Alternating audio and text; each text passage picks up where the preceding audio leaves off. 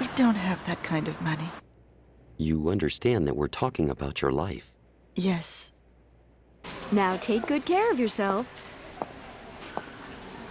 The much-anticipated animated series Mellow Moromi is finally making its television premiere.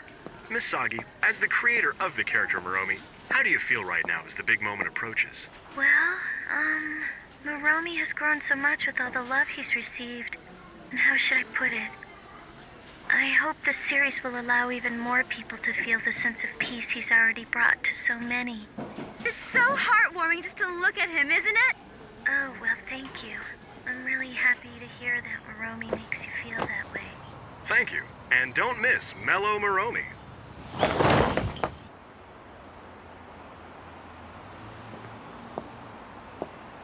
Did you hear? They say Little Slugger showed up again. No, he's not little anymore.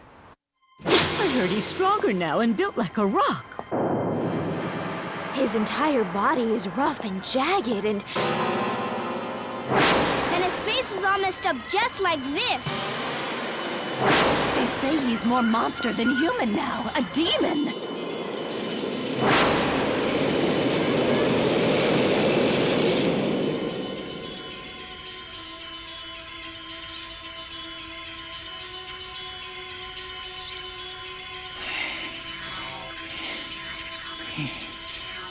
I already know exactly who you are.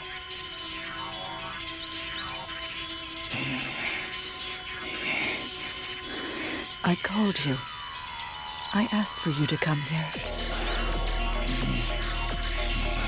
I admit the thought did occur to me that I wanted a way out, that it wasn't worth having an operation in order to prolong my life. But now I realize that I was wrong. How could I ever let myself wish to die even for a moment, when I know that if I were to die, I would be betraying my husband? I believe you know my husband quite well, don't you? Huh? Don't you understand yet? Take a look at this room. Doesn't it tell you something? That's correct. You know who he is. Hey, mister, you can't go that way.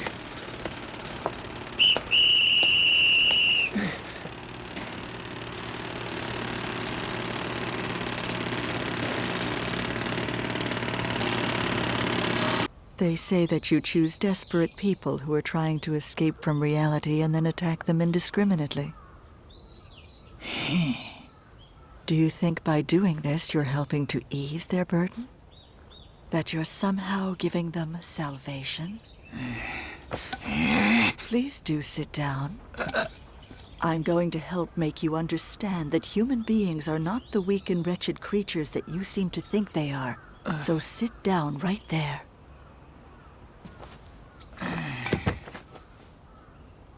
I was born with a delicate constitution, and throughout my entire childhood, doctors told me there was little chance I would survive for very long. Huh? So even when I reached adulthood, I never dared dream about getting married. But then he came into my life and everything changed. He told me that he would accept everything about me exactly as I was. He said, "There's nobody I want but you."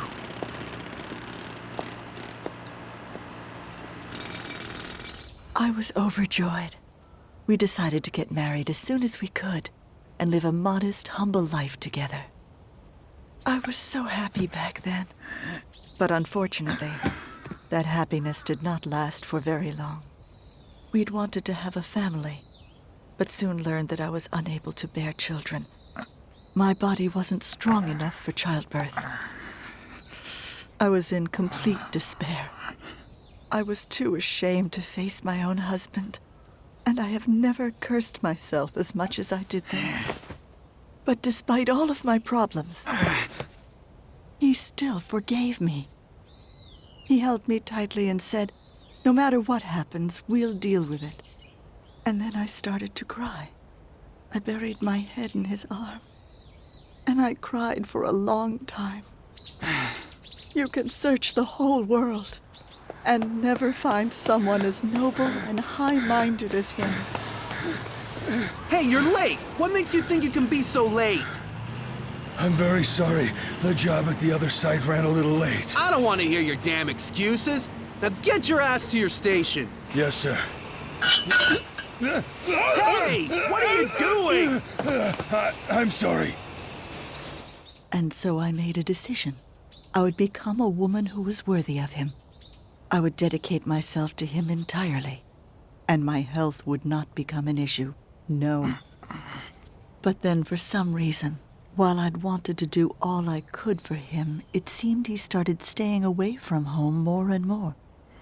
Initially, I just kept telling myself that I had to accept it because he was doing his job. But then I began to fear that perhaps the truth was maybe he had finally grown tired of me. What if he was just using his work as an excuse to stay away from me? I couldn't blame him. As you can see, I am and always will be a useless invalid. I couldn't stand it. It wasn't the fact that I was losing him. It was the thought that I had somehow become a great burden to him. And that hurt. Because if that was really the case, I'd rather... I'm so ashamed. My husband was out there every day working himself to the bone for me. And still, how could I possibly be a decent wife when I couldn't even trust him? What a despicable and truly unforgivable thought that was. I became ashamed of myself and waited for him to come home. And while I waited, I took heart in the firm belief that just as my husband would always be my home, I was his home. Why don't you go home early for a change? Well, your wife's waiting for you. That's the point of finishing up early, isn't it? Why are you racing around to 3 different construction sites? You don't need to remind me. Ah, these stupid freaking tests. Seriously, what a hassle. Wish that little slugger would show up. If he wants to do something, why doesn't he destroy the school?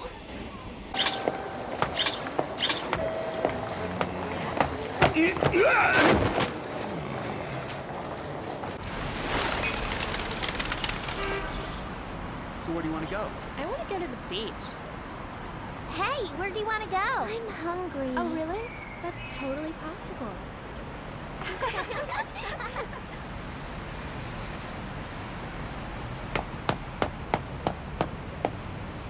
After all, there's no place like...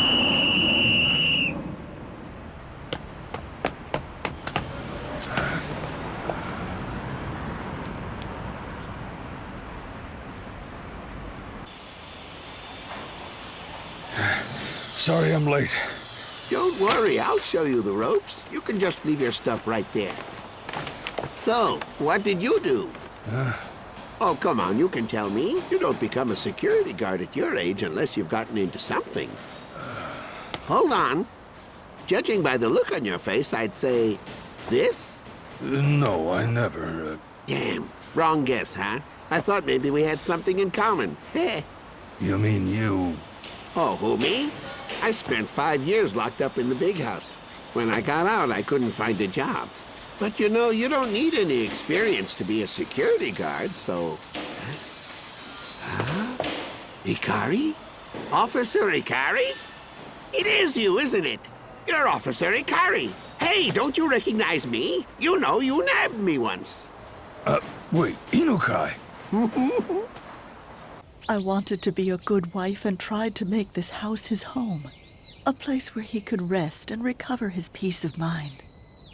I wanted this to be a place for him to eventually come back to, even if it wasn't something he ever really paid much attention to. I'd prepare his bath and bed for him every day, so that he could always come home at any time. I remember one night, a rare occasion when he was eating dinner at home, he suddenly said to me, "You know what?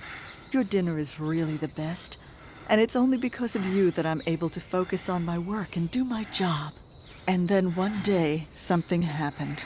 Something that would take everything my husband and I had spent so long building together and shatter it all in an instant. That's right, when he took your case.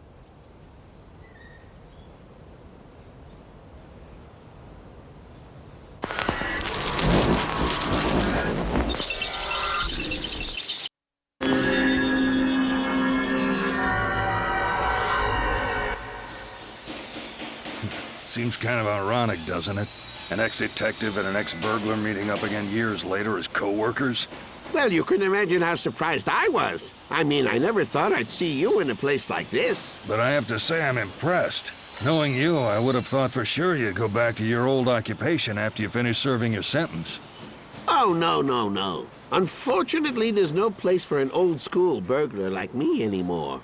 They've got new terms and tools for just about everything. It's ridiculous. Even back in the old days, you were a real classic.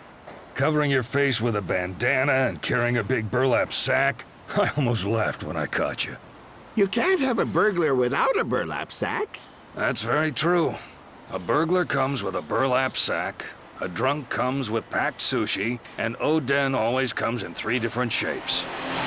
Those are the 3 things you can count on in life.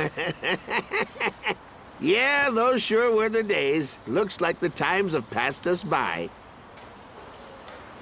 It's the same everywhere. Huh? Nothing.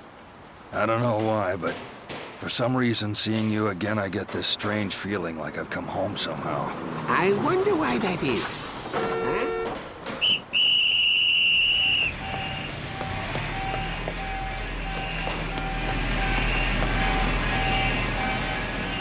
You know, I still remember the words to that sermon you gave me.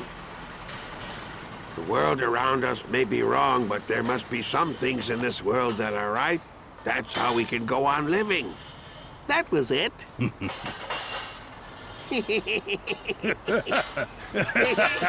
You are an insult to my husband. Each and every time you attack someone, you trample upon the very things he stood for. I remember he once told me that he would not be coming home until he had finally arrested you. And I gave him my consent. If he was going to put everything on the line in order to arrest the attacker, then my job as his wife was to encourage and support him in his decision. And so even though we were apart, my heart was always there right with him. The 2 of us, together, standing up side by side against you. But then... So they fired you. There's no place on the force for an old-fashioned detective like me anymore. We're in the same boat, you and me. You just ended up with the short end of the stick. You know, I heard about that case when it was on the news. A young kid on skates running around hitting people with a baseball bat. It was sheer madness. That monster is simply a product of our time. You're right about one thing. That kid's a monster. We had lost. As a husband and wife, we had been defeated. Huh? My husband had lost his only job, and there was absolutely nothing left for the 2 of us to live on.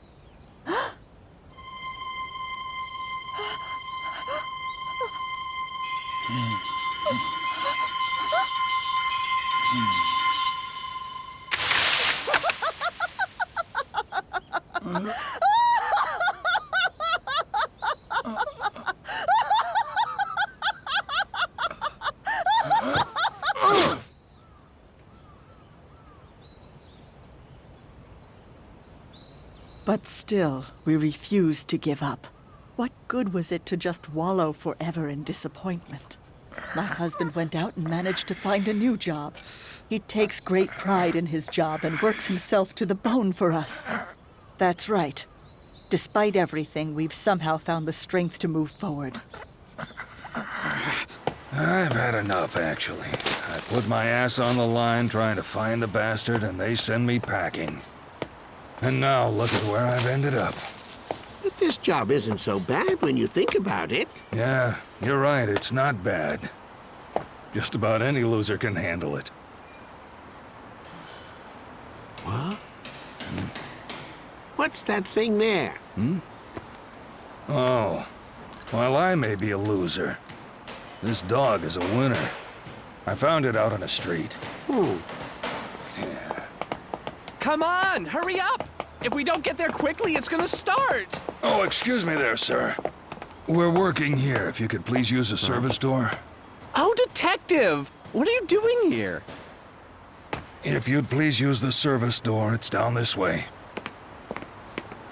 Misagi, your dog here. If you look closely, he's kind of cute.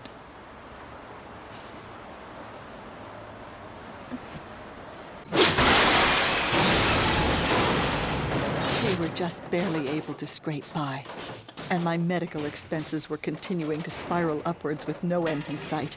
We became increasingly desperate. I told him that it was my fault, that if he hadn't been with me, he never would have had to endure this life of hardship. He stared at me long and hard, looking furious, and then he said, "Don't ever say those words again. You're just trying to find some way to escape from all this. You can't give in or delude yourself. You can't always think there's an easy answer. No matter how hard it may be, if you don't run away, we'll overcome it together." Those were his words, which he said with total conviction, because that's the man he is. Noble, strong, and courageous. You came here because you wanted to take advantage of me when I was vulnerable. You came here to kill me. You came here offering me a false salvation. But I can no longer be seduced. Dying is not an answer, and I will never wish for it again. Yes, now you know the real truth about humans. No matter how painful it may be, we can always face reality. But you don't understand that, because you're not human. You simply hurt and kill those who are troubled and delude yourself that you're removing their burdens. How pretentious. All you can do is rejoice over your own actions. Your existence itself is a deception. Yes, deluding people with temporary peace of mind. You and Moromi are in fact one and the same.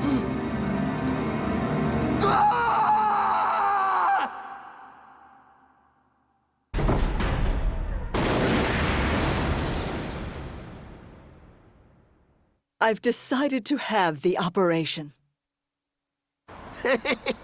Sorry I insisted on dragging you here. Don't worry about it. We can drink to our failures. Oh, come on. Why don't you cheer up a little? Work's important, but it's not the only thing in life. I thought you told me that you have a wife, didn't you? Oh, but you said that she wasn't well. Fortunately, she's still with me. Well, I'm glad to hear that. I remember you telling me once that she was always very good to you. Yeah, she is a good wife. Maybe she's even too good. Always waiting for me at home. Airs out my bedding even when it rains. Heats the bathtub even when the water's been cut off. Once I had to go on an unexpected business trip and was gone for a week. When I got home, there was a week's worth of dinners left on the table. She'd been sitting in front of them, waiting for my return the whole time I'd been gone. Here you go. She's been sick for so long, it's starting to affect her mind. Up until today, I've been doing everything I possibly could to try and support her, but I may have reached my limit. You're just tired, that's all. Here, have some Oden. It's all because of that stupid damn case. You just need to forget about it. It's time to move on. Truth is, I don't care anymore. Eh? I really don't give a damn about the case or the little slugger. There's only one thing I really know for sure anymore, and that's that my time is over. You want to know the real reason why I became a cop? It's because when I was a kid, I always dreamed about chasing burglars like you, the ones with the burlap sacks of loot. But I'm afraid that now those days are lost and gone forever, aren't they? There's no place for me anywhere anymore. I don't know about that.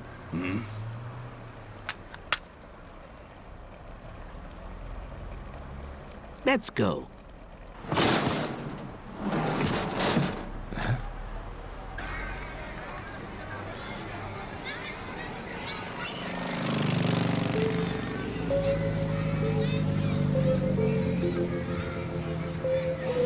What's this?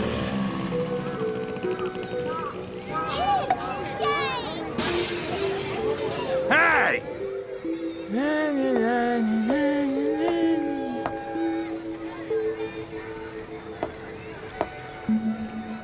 Can I help you? Smokes. You got it.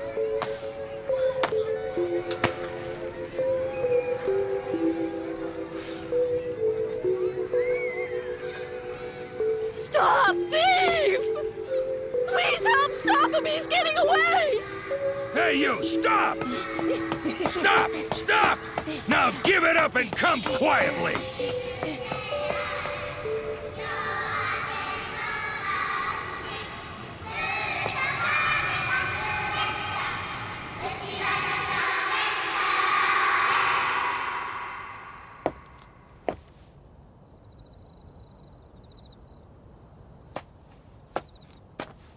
Mrs. Ikari.